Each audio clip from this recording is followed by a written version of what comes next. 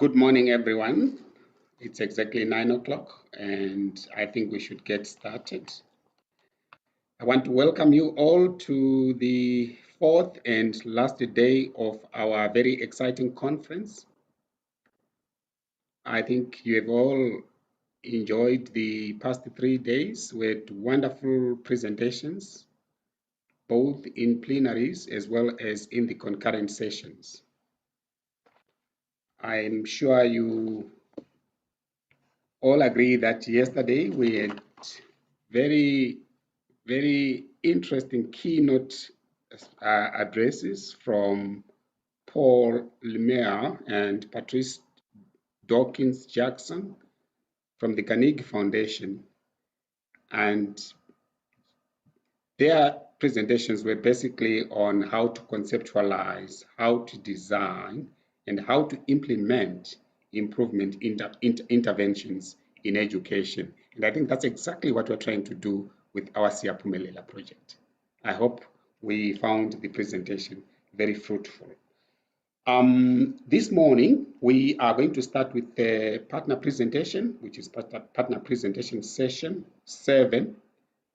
Partner presentation 7 from the University of the Western Cape. But I just want to draw your attention to the program for the day before I hand over the floor to University of the Western Cape.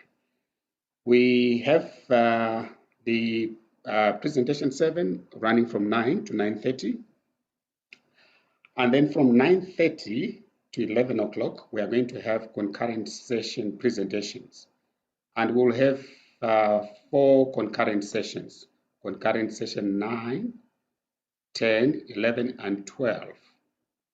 In concurrent session 9, 10, and 11, we will have 3 presentations each.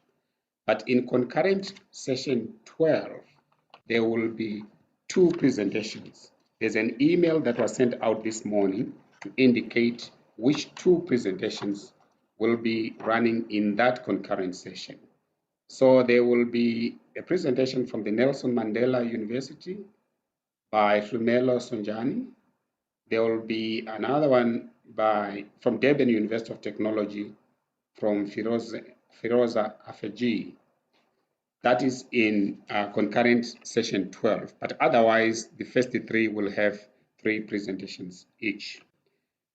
After these concurrent presentations will run from 9:30 to 11, as I have said, and then at 11 we will take a short break until 11:15.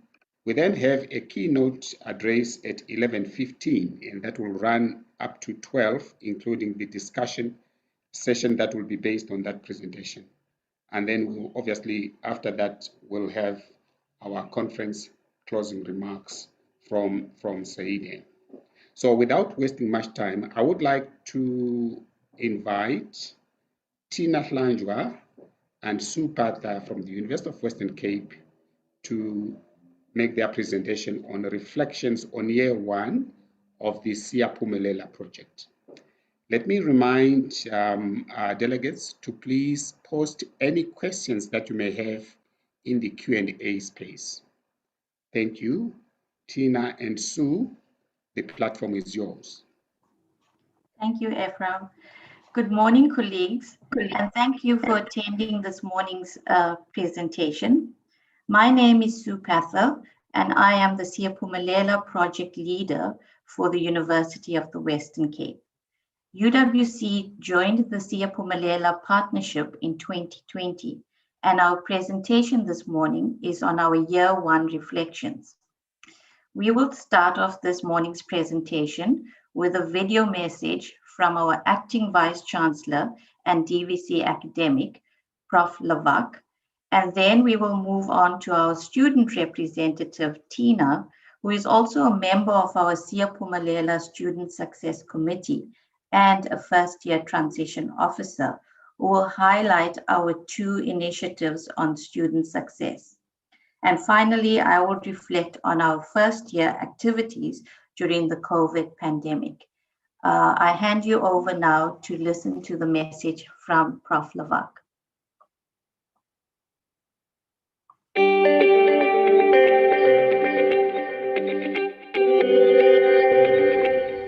UWC is a beneficiary of the Kresge Foundation's grant offered to 7 South African universities over 3 years, and we started in 2020.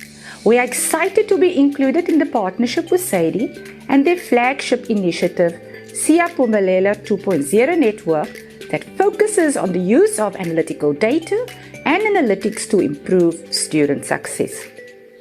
Our Siyaphumelela project, known as Phumelela at UWC, provides an opportunity for the institution to plan student success initiatives and projects with voices from the UWC community.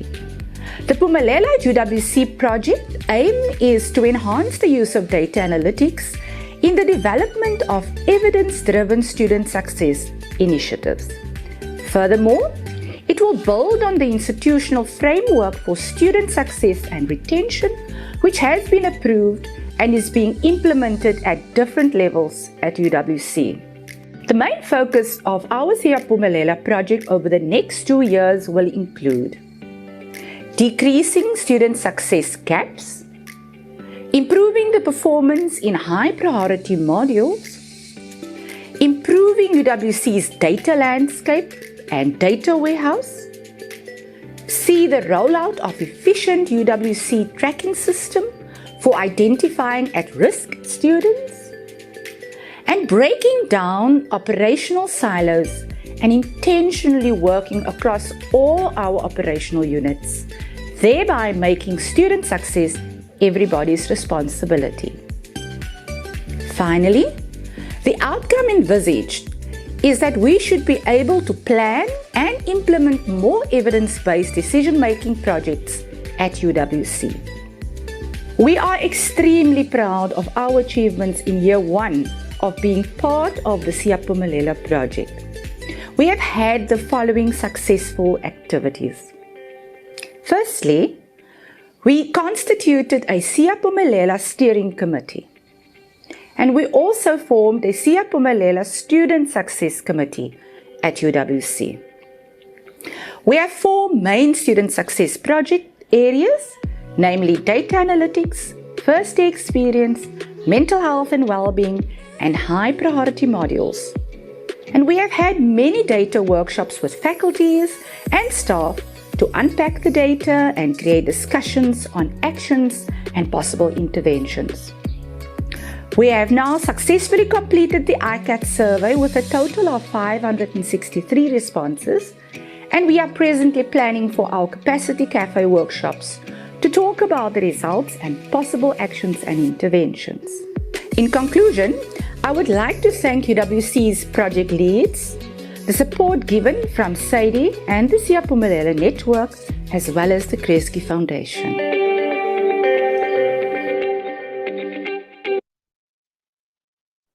I now hand you over to Tina.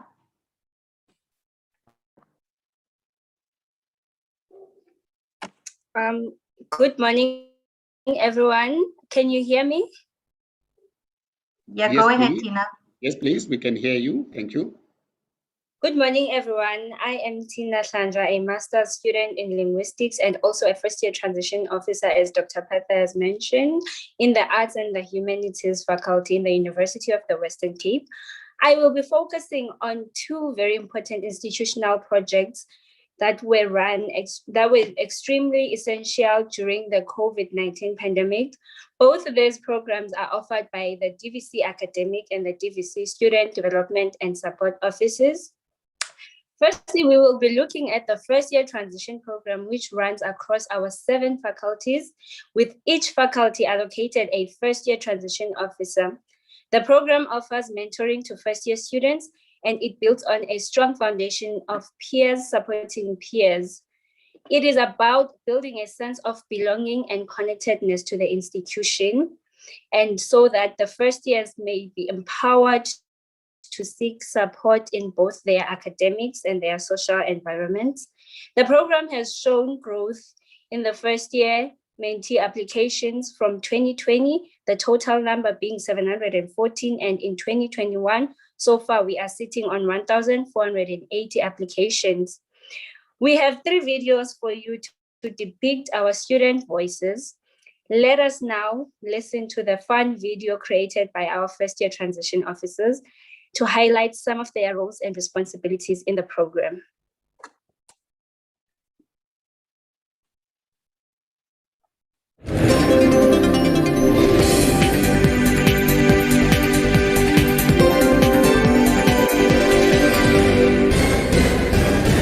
Just in breaking news on new sightings of fighters on the UWC main campus. Our news team has just spotted several first-year transition officers engaging with new UW students.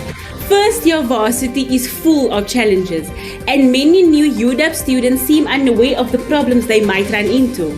Our sources tell us that the fighters, as they call themselves, are intervening to support the new students and to point them in the direction of the help they need.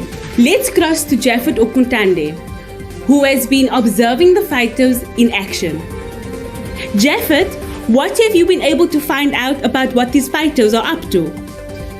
Thank you very much, Loresia. Presently, I'm at the university main campus where the fighters are having meetings with the first year student. Here with me is Fighter Joseph. How are you, Fighter Joseph? I'm well, Jaffet, and you? I'm cool, great. Please, what does FITO stand for? Yeah, the word FITO stands for First Year Transition Officer. That is good. What do you people do for the first year student? Yeah, our main task as First Year Transition Officer, part of the First Year Experience Program, we assist First Year Transition from the high school life to the university life. What other service do you render for the first year student?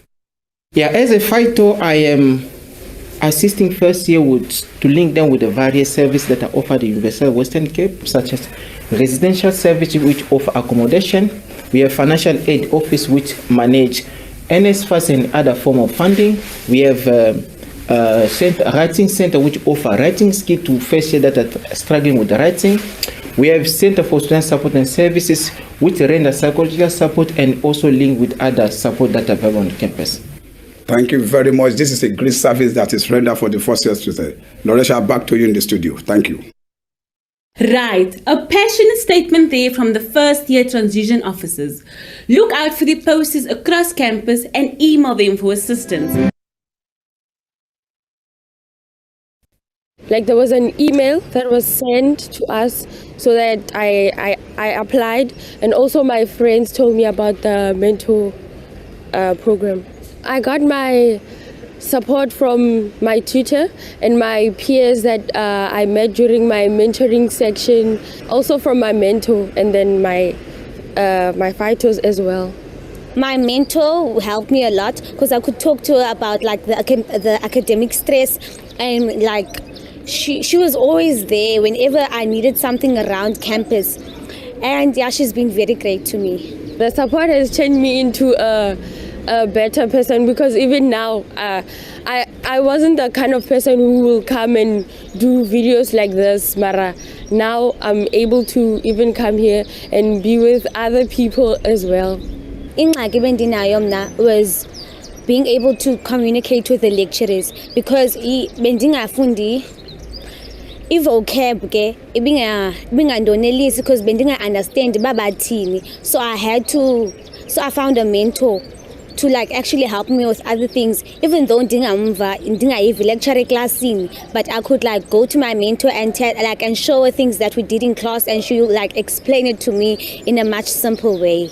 My mentor helped me with exam preparations, study preparations also, and then like study tips, making me feel comfortable around people, my peers in the very same mentoring group. It was both emotional and academic support. Academically, I've improved from first term to the second term, and socially, like I've met different people, and it's very hard to make friends around here. So funeke uzidibanise nabantu, and we're from different places. Funeke udibane nabantu, and they're all different, and you don't know who's going to be a good influence on you. So that was a really struggle. And so through the mentorship program, I met peers, and from there onwards, I've made great friends. Into endingangixela yona is that funeke you must read the emails and like get familiar with the things that are happening around campus. Thetha nabantu, abantu abayaziyo. I'm not saying that talk to a first year student. They're also new, so they don't know anything. Go to people that are used to being around here, people that actually know what's going on. I'd recommend that the students that are doing the first year also go to the engage in as many activities as you can on campus and actually join the first year mentorship program.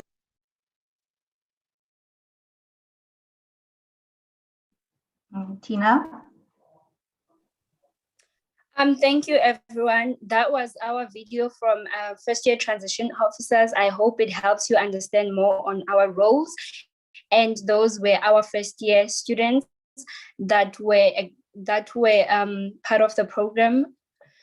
Thank you. Now we will be moving on to our student and mental health and well-being services offered by the Center for Student Support Services in the DVC SDS's office. Here is a short video by a former SRC member who served in the Integrated Student Mental Health and Wellness Task Team that was responsible for developing the Integrated Student Mental Health and Wellness Policy. She will also be highlighting the support that the Center for Student Support Services played in the development process during the whole policy. Thank you. Good day, my name is Dineo Hlanjwa and I'm the former Deputy President of the SRC. During my term, I formed part of the Siyaphumelela Malela Committee and also the Student Mental Health and Wellness Steering Committee. The mental well-being of students are incredibly important as it plays a crucial role in ensuring that students are able to effectively partake in the academic program and also make the necessary progress to complete their academic programs. Students' mental health are influenced by a number of factors such as the lack of financial support, no access to food, and other socio-economic issues that UWC students are faced with. This is just an addition to the academic pressure that UWC students are subjected to. UWC, through its CSSS department, has been able to provide students with psychosocial support services. However, to date, there has not been a formalized student mental health policy.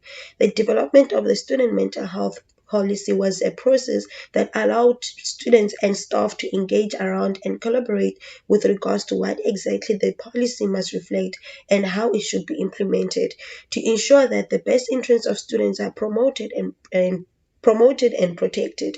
Having participated in the process has been an eye-opener for myself to many possibilities of how we can address mental health related issues, how so many students are in dire need of these support services, and how important it is to have such a policy in place so that the university may be obligated by its own policy to provide students with such services.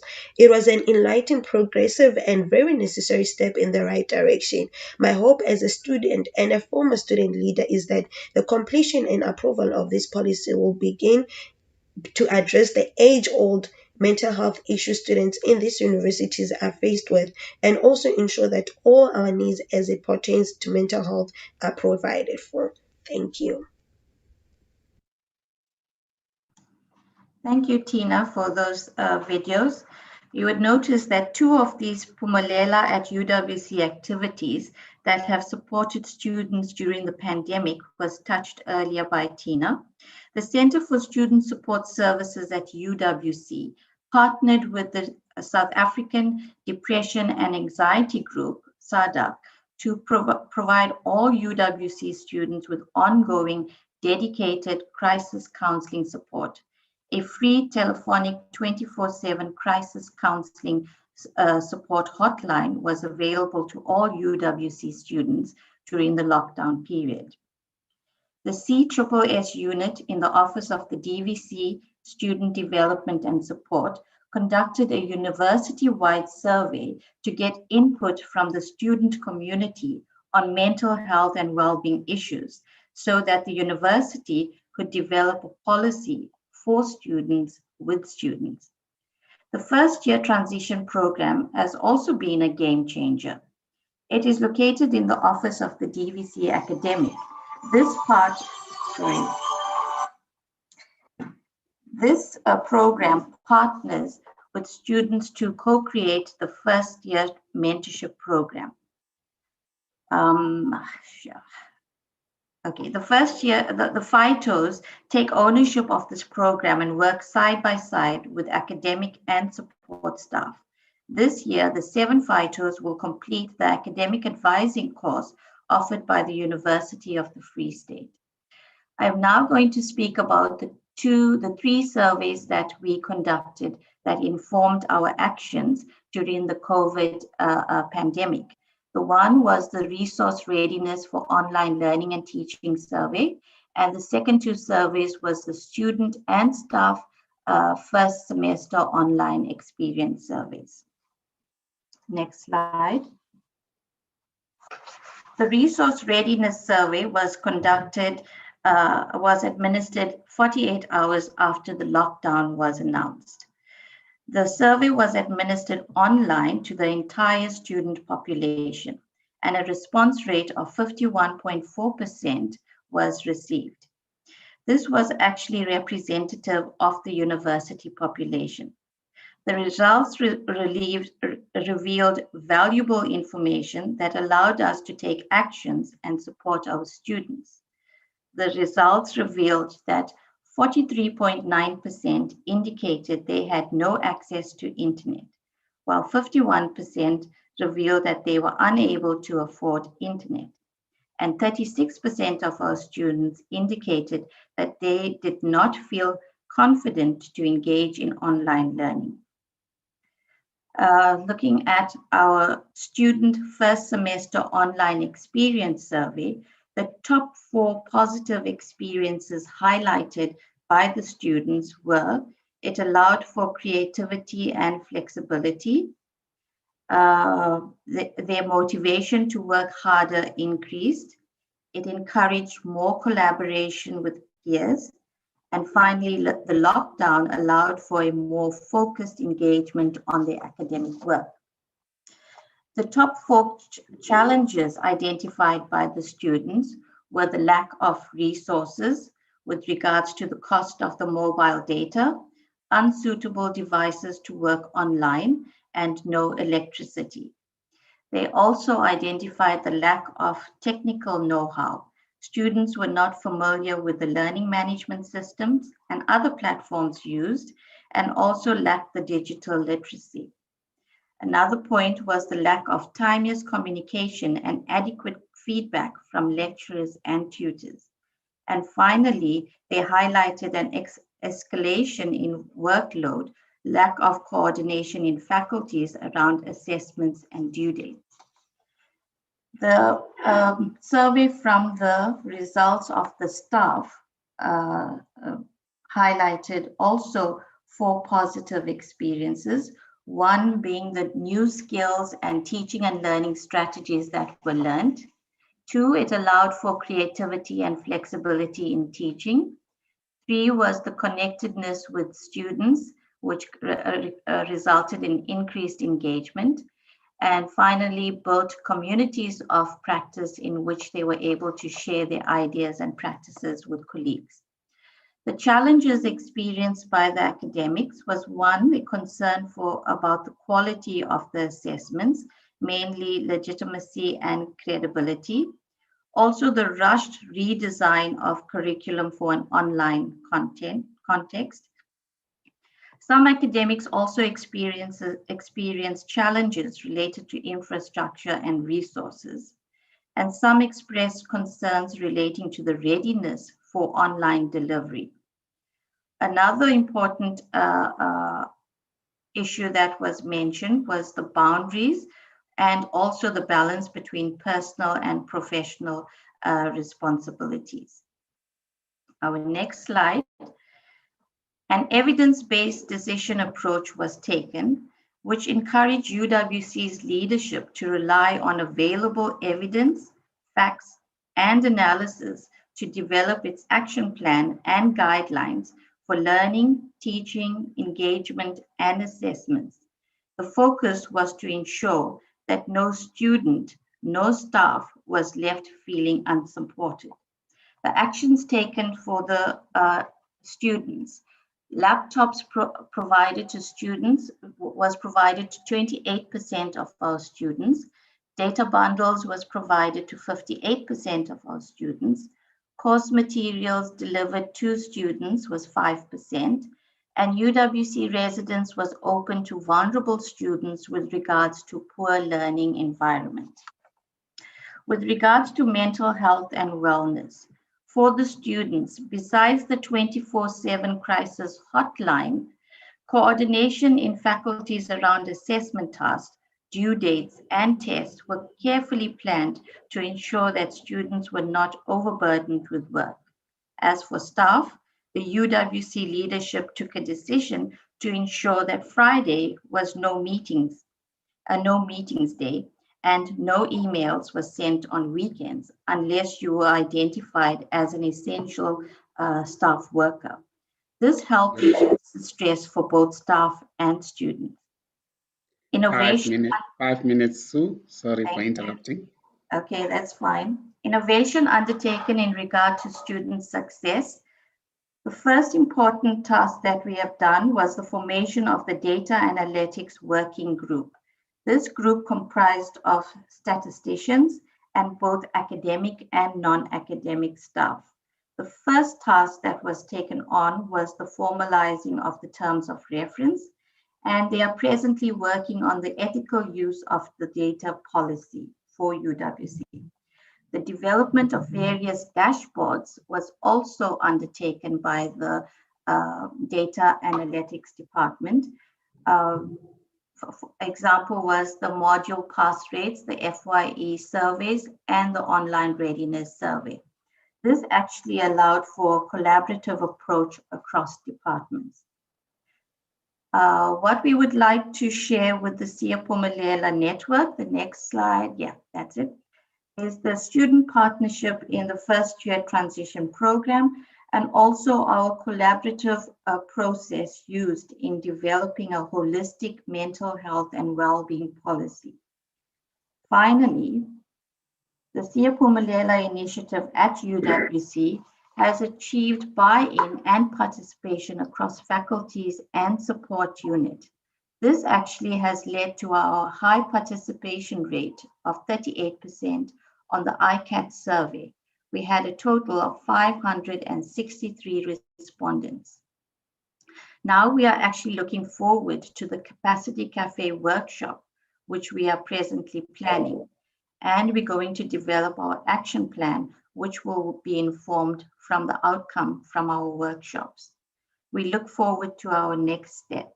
Thank you for listening to our presentation.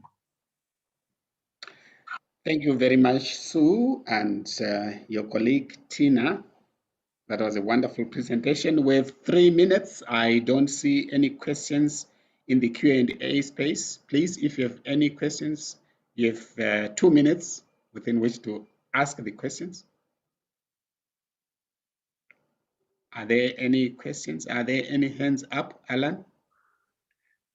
Might I just congratulate UWC on your stellar performance with the ICAT.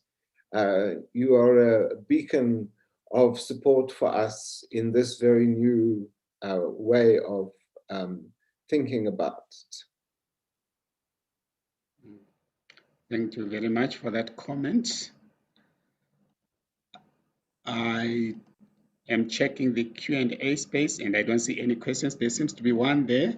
Thanks, Sue. Please provide more details on the data analysis working group.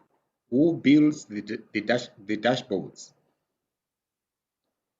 You want to respond to that, Sue? Yes, thanks, Ephraim. I'm going to let Elizabeth respond to that one. Elizabeth? Thank you, Sue. Let me also put on my video. The Data Analytics Working Group is a membership.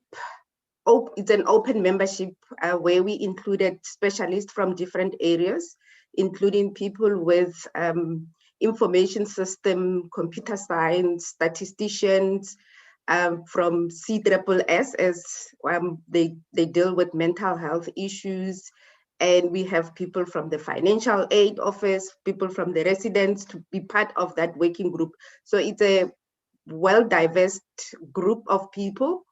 In terms of the dashboards created, we have a business intelligence unit where we manage the data warehouse, and that's where most of the dashboards are developed, because we have an integrated data warehouse, and that's where we're implementing all the dashboards and the reports and the data analytics for the institution. If there are more questions, I will answer in the Q&A box. Thank you, Elizabeth. Just one more from Riashna. Can you speak to how you got such a large response on the ICAT and how you plan to work with this number in the World Cafe? If you could answer that in 2 seconds, please. Thank you, Riashna.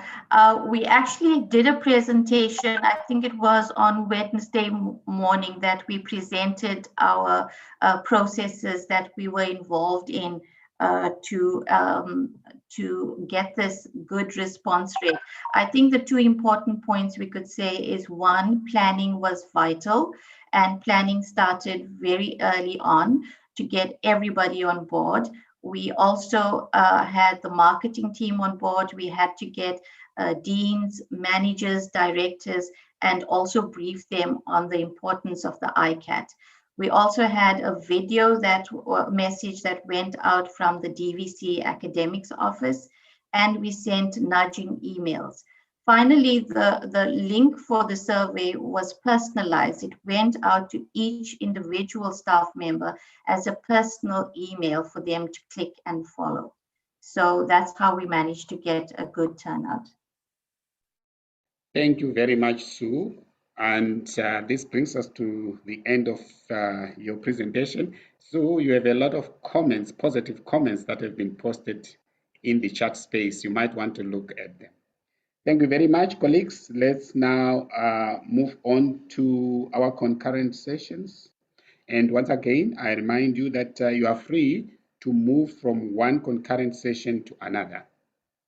Thank you. Thank you. Thanks, everyone.